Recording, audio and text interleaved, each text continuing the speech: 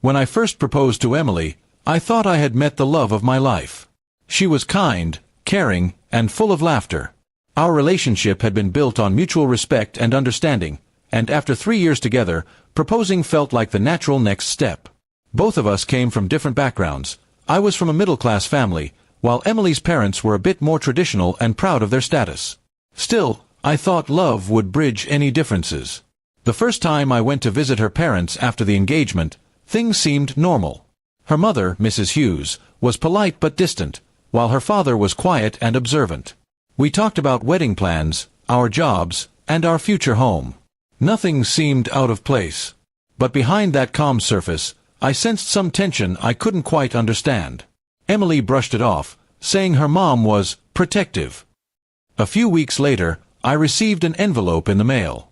It had no return address, but when I opened it, my heart nearly stopped. Inside was a typed bill, totaling $10,000. The note at the bottom read, "For raising Emily, food, education, and years of care." It was signed, Mrs. Hughes. I stared at it in disbelief, thinking it must be a joke. Who sends an invoice for raising their own child? That evening, I called Emily, my voice shaking. "Your mom sent me a bill," I said. $10,000. For raising you." There was silence on the line for several seconds before she said, "You're kidding." When I assured her I wasn't, she sighed deeply. "I'm so sorry. I'll handle it." The next day, Emily visited her parents' house and confronted her mother. According to Emily, the conversation got heated quickly. Her mom claimed it was symbolic, a way to test if I was truly committed. Emily told her that love wasn't about paying for someone's upbringing. But Mrs. Hughes insisted that a man who valued her daughter should be willing to give back to the family that made her.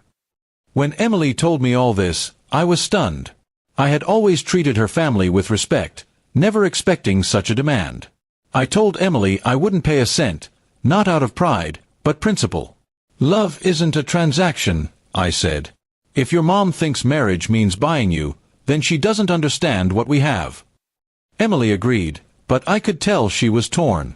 Over the next few days, tension grew between us. Her mother kept calling her, insisting that if I couldn't honor her request, maybe I wasn't the right man. Her father stayed silent, which made me think he quietly disagreed but didn't want to get involved. Emily and I tried to stay strong, but every conversation about wedding plans turned into a debate about her parents.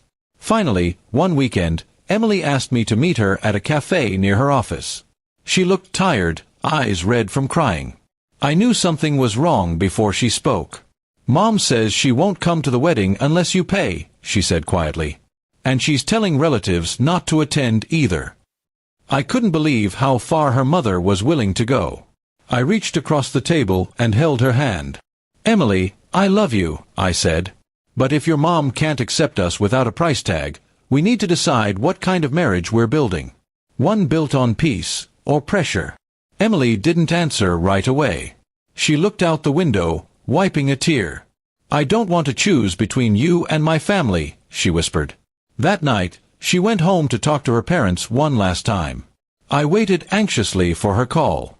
Hours passed before my phone finally rang. Her voice was trembling. "I told Mom I'm marrying you with or without her blessing," she said. "She said if I do, I'm no longer welcome in the house." The next morning, Emily showed up at my apartment with a small suitcase. She looked exhausted but determined. "I can't believe she did this," she said softly. "But I'm done being manipulated." I hugged her, feeling both proud and heartbroken. Losing her family shouldn't have been the price for our love, but I admired her courage. We ended up having a small wedding with only a few close friends and my family. It wasn't the big celebration we had planned, but it was honest and peaceful. During the ceremony, I noticed Emily's hands shaking slightly, but her eyes were filled with certainty. We exchanged vows that came straight from our hearts, without conditions or demands. Months later, Mrs. Hughes tried to reach out through Emily's father, saying she regretted how things went. But Emily didn't respond. "It's not about the money anymore," she told me. "It's about respect." Her mom had turned a moment of joy into a painful test, and while forgiveness might come someday, trust would take longer. Today, Emily and I live in a small house we bought together. We still talk sometimes about how strange that Bill incident was, almost like a bad dream. But it taught us something important, that love can't be measured in dollars or favors.